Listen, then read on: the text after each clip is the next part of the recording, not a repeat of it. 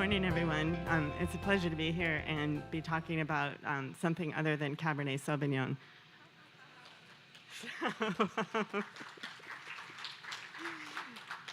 Honig has been making wine since its inception in 1981. We are I'll lower this a bit.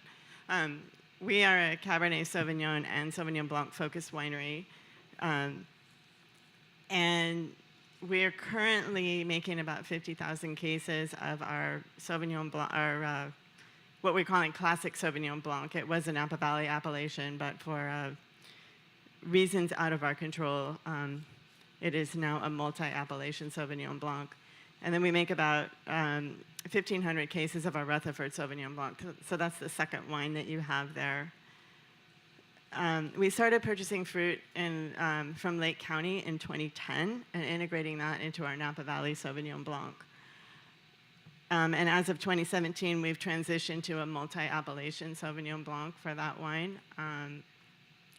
And the reason we did that rather than just put California on the label is, Sauvignon Blanc is about terroir, and we wanted to honor where those grapes came from. So that's a way that we can do that. So the first wine that you have is a 2017, and I'll see if I can make this work. So there's sort of the basic stats for the sources for the grapes for these wines. The Honig Sauvignon Blanc comes from Napa Valley, primarily from the Rutherford, Oak Knoll, and St. Helena sub-AVAs. And the Lake County fruit comes from both Big Valley and High Valley. And then we also get a small amount of fruit from the Sassoon Valley. Our Reserve Sauvignon Blanc is estate bottled. It's all from our vineyard in Rutherford. Okay, so this is my attempt at snipping and making it work. So this, and I thought just for people that were sort of out of the area. Whoops, wait. Is there a little arrow thing here? No. So this is sort of basically the north coast, and you can see San Francisco Bay. Can someone show me how to use the arrow? Or is there an arrow? No, there's no arrow. No arrow? Okay. So San Francisco, you can see the Pacific Ocean. San Francisco Bay is that bigger body of water, and then you move inland towards Lake County and the north coast. So this is the other valley next to Lake County. And you can see where our primary food sources are St. Helena, Rutherford, and Oakville. From that region, we get more of the tropical fruit flavors. That fruit typically comes in earlier. And then another good portion of our fruit comes from the Oak Knoll district, which is the southern end of the valley. Cooler, heavier clay soils, and comes in later. Typically get more of that grapefruit and some grassy notes from that area. So then here's a map of the Lake County AVAs. And you can, so we get primarily, most of our Lake County fruit comes from High Valley, but we do get some from the Big Valley region. Interestingly enough, High Valley, even though it's purported to be cooler, that fruit comes in typically earlier than Big Valley. And I think that just has to do with soils and crop loads. And then last but not least, this is the Sassoon Valley, which is part of Solano County. And you can see that's really close to San Pablo Bay, and actually the fruit characteristics there are pretty similar to Napa Valley. So back to the first wine, we typically harvest between we try to average around 23.5 to 24 bricks, so we're picking a little riper. The 27 vintage was interesting in a lot of ways. We had a lot of heat events in 2017. So even though we had a later start to that vintage, it was quite warm. We had like 5 heat events starting in June. The most extreme one was 115 degrees over Labor Day weekend in September. we also, a difference between 16 and 17 vintage was the nighttime temperatures. The nighttime temperatures in 2017 rarely got below the mid-50s. So kind of a weird season. We also had a lot of rain early in the season. I don't know if anyone here remembers how much rain we had in 2017. So the harvest for that, our Sauvignon Blanc harvest that year was 27 days. So the second wine, just to compare harvest, is a 2016, made in a completely different style. But our harvest for that vintage for all of Sauvignon Blanc was 41 days. We started on August 9th and it went till September 19th. But that year, temperatures barely made it to 100 degrees, and the nighttime temperatures were down in the low 50s, down to 50 degrees.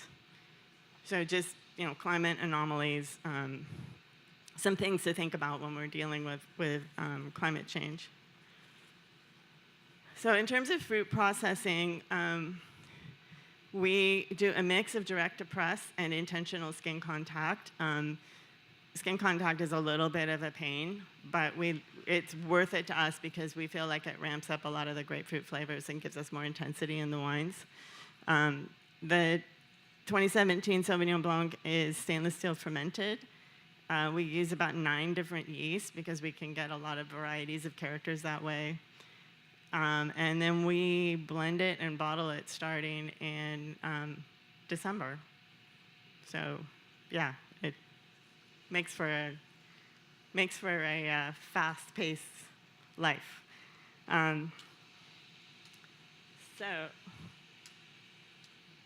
did this work? Yes. Okay. So the second wine is a 2016. It's our estate bottled wine, so it comes 100% from our estate. 40% of it is barrel fermented in brand new French oak. That portion of the blend is aged on the lees. It goes through malolactic, it's stirred, and then we blend that back with wine that's been fermented in stainless and then aged in oak uprights.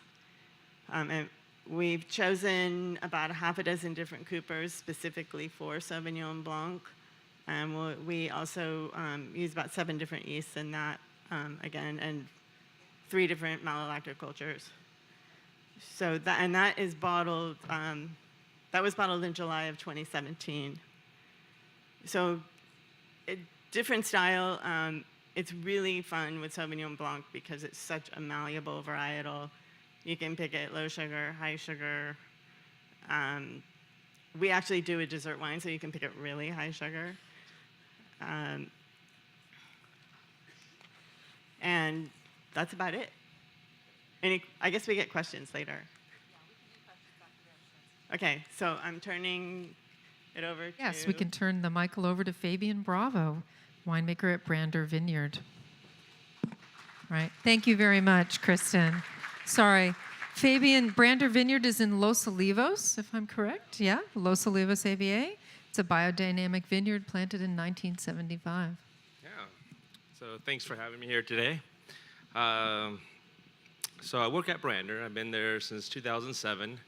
And Brander was planted in 75 originally, and mostly to Sauvignon Blanc and Cabernet Sauvignon. A few other varietals like Semillon, Cab Franc. And, you are tasting. What's that? Okay. And the first vintage for Sauvignon Blanc out of Brander was 77. And what was sort of inspiring to Fred Brander, who still currently is our GM at the winery, was that in 77, the 77 vintage, he submitted to the LA County Fair, and it was the first Santa Barbara County wine that got a gold medal or any kind of recognition.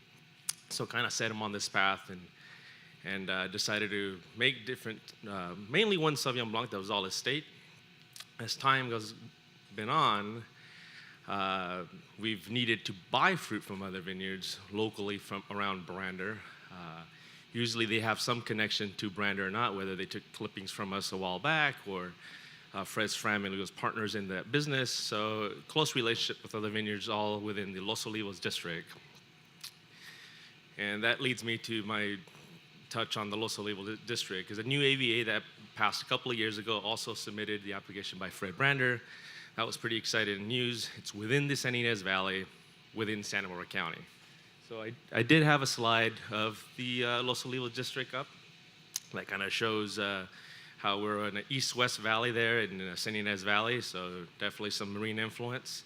On the coastal side of Santa Barbara County or the San Ynez Valley, lots of producers grow Pinot Noir and Chardonnay, and as you move east, it gets quite warmer, things change, and then we can grow thicker skin varieties, Sauvignon Blanc, Cabernet Sauvignon, Merlot, Bordeaux varietals. So our focus is Bordeaux varietals, mainly Sauvignon Blanc. We produce 16 to 17,000 cases. About 80% of it is Sauvignon Blanc. In the last few years, since we're buying a lot of grapes from some of the vineyards in the region, we decided that we can keep some of those different vineyards separately. So in the last couple of years, we've produced 11 different bottlings of Sauvignon Blanc. So it is our focus.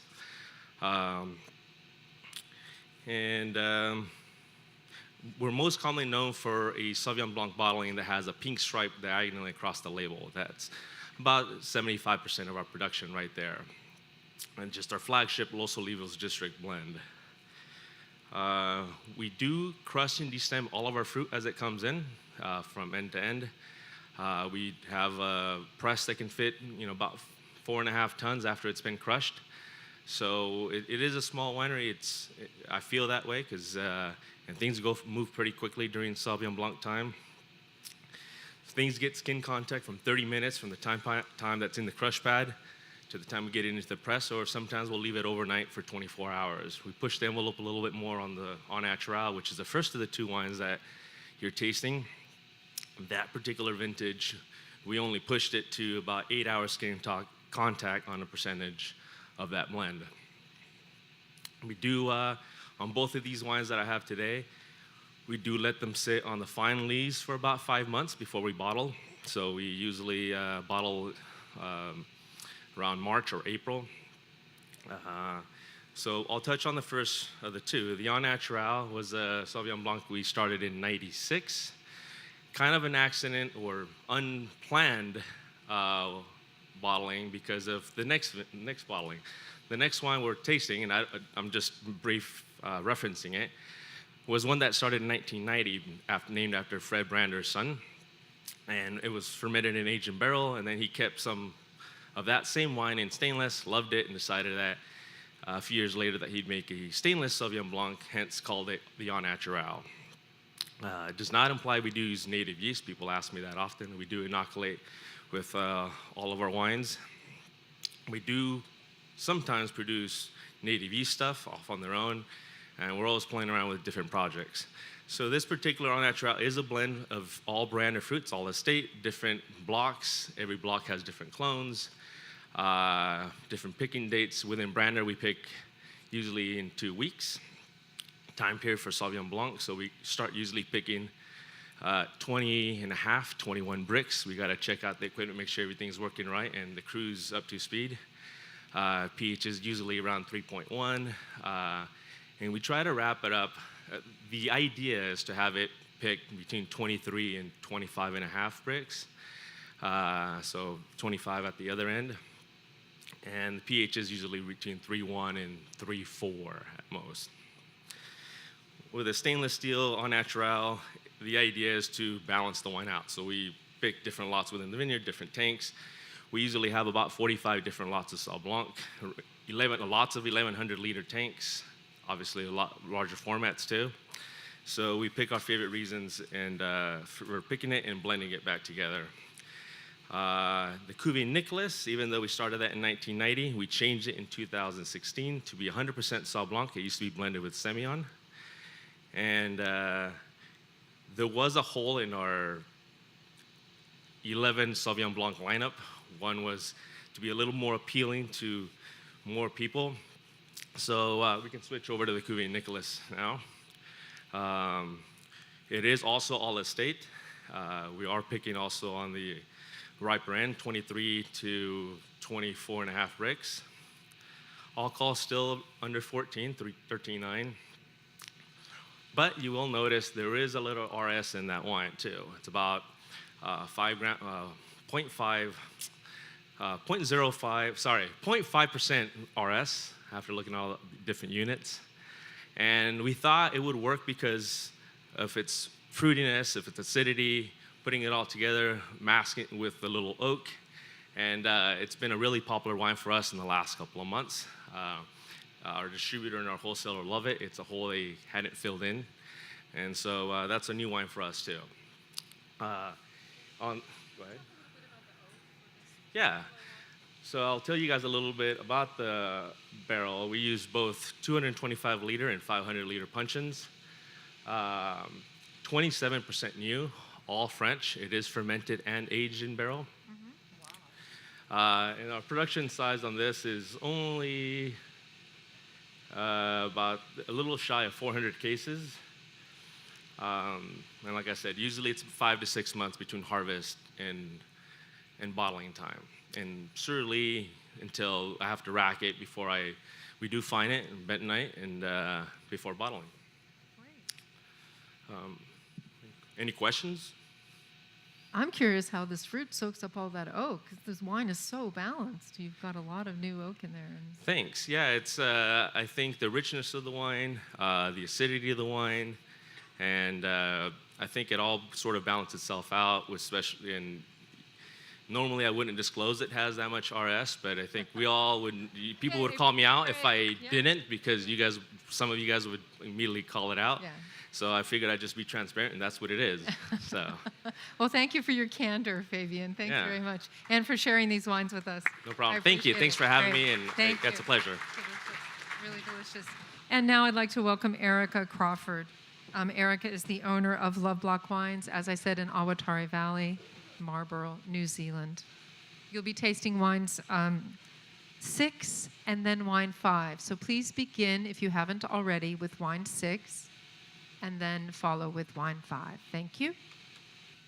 All right, I don't want to tell you to suck or teach you to suck eggs today, but I just want to go through a few things about New Zealand. And what I want to do is to look at the benchmark classic Marlborough New Zealand style, which is Kim Crawford, which is your wine number 6, and then what we do now at Loveblock as wine number 5. So just to take you to Marlborough and its appellations or its regions. First, we get the Wairau Valley, if you see on the top there. That's where we first went when we planted the grapes, or the guys before us. Flavors from there tend to be a lot more tropical. The soils are a lot more, I guess, aged and older than the other parts. The southern valleys is more clay-based on the side of the hills to the south. And that's where you'll see a lot of outstanding Marlborough Pinot Noirs coming from that region. Then the Awatiri Valley, which is over the hills to the south, was the next step. We bought our first vineyard site there in 2002 because we had to supply the Kim Crawford brand with Pinot Noir, and no one wanted to grow Pinot Noir. So we're some of the oldest growers in the area. And that is where a lot of expansion's taking place quite far south. The blocks are getting really, really big, and a lot of big companies, multinationals, are investing there. So we're in our little corner there where the heart is, called the Lower Dashwood area, about 1.5 kilometers from the sea. And at elevation, some of the vineyards are, help me out here, what's 170 meters? Something like that, higher, for Marlborough. So that's the whole area there. And then I just want to quickly, in Marlborough, of course, I'll come back to this, technically. So I think, what is classic Marlborough Sauvignon Blanc? And I think for me, the best quote that's ever been uttered by a human being is this: there had never been before a wine that crackled and spat its flavors at you from the glass. And isn't that just true? That's Oz Clarke on Marlborough Sauvignon Blanc. So, and we know the flavors from there. So here, I'm going to skip this. So standard vineyard practice, we've heard from Wendy before about UC Davis 1, and in fact it was from Vine 6 on Foundation Vineyard 4, I believe. So more than 95% of Marlborough is that clone, and it's largely on SO4 rootstock. Standard practice for trellising is 4 cane VSP. 2.4 meters, row length 1.8, and we're pretty much all taught Smart's perfect canopy. And, that's pretty much what you do. We've heard from John about some of the things that we do, but I want to particularly look at what we do in the vineyard today as well, and how we're evolving the Loveblock style. So around about 14 to 20 days after flowering, or about pea size, we do a pretty comprehensive leaf pluck. And then post-veraison, do trims to let the laterals grow, to do the shading. Still looking for active growth at harvest time, so to keep the water up.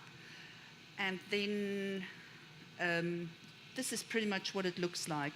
If you see on the slide on the left is your conventionally managed canopy. You'll see the big canopy on the left and an organic canopy on the right. These vineyards are side by side. We planted them both and sold the one on the left. So if we then look further, on the left you can see how shaded the bunches in fact are. You really have to sometimes fossick about to find the bunches in there. And then on the right, they're more exposed. At this time, we were managing the vineyards as 4 classic Marlborough Sauvignon Blanc. These are just the BRICS guidelines, etc. The wine number 5 is Kim Crawford Marlborough Sauvignon Blanc 16. And of course, as luck would have it, it's not spitting and crackling and popping out of the glass for me today. You don't like the way the wine's showing today? Usually it's bigger. It is 2016. Well, I've commented pronounced for aromas, so Yeah. it's quite... But David, what do you think for New Zealand? That wine is a little bit more held back, isn't it? David Strada? Yeah. So 70% is from the Wairau Valley, which gives you more tropical flavors, passion fruit, pink grapefruit, and 30% from the Awatiri Valley. Harvest date was, this is a huge big blend. So it's stretched over a period of time. TA 7.4, so your parameters over there, and alcohol 13%.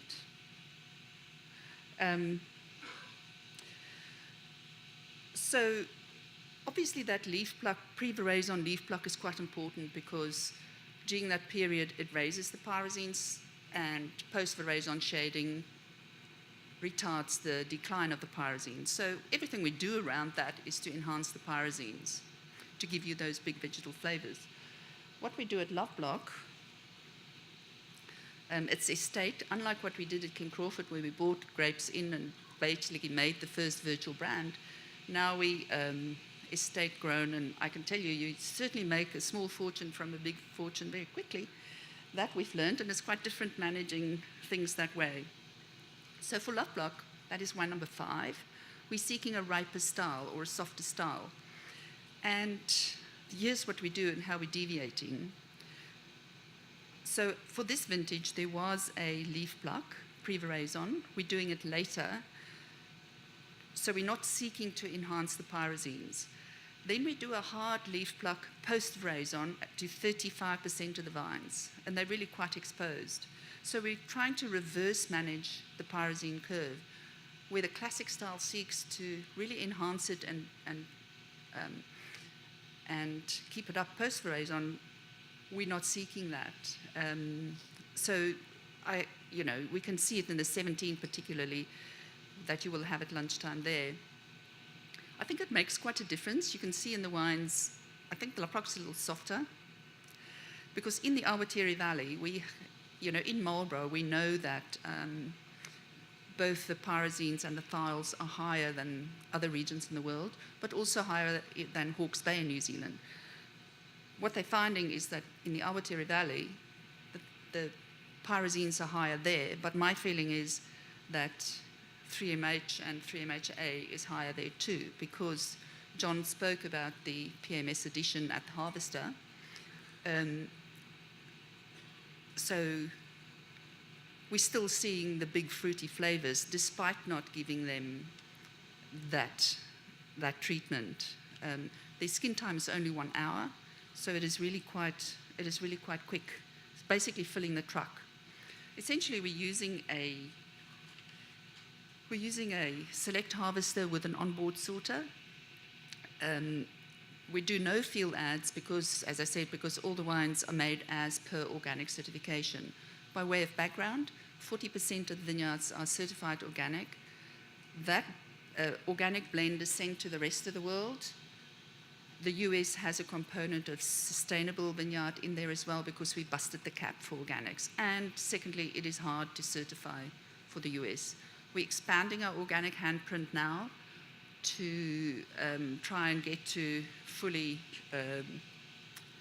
grown with organically grown, made with organically grown grapes. So when it goes to the winery, of course, it gets floated with pea protein immediately. And that's after about an hour. So basically the time it takes to fill the truck, and it's 5 minutes down the road. Yeast, we use Zymophil 5 or X5.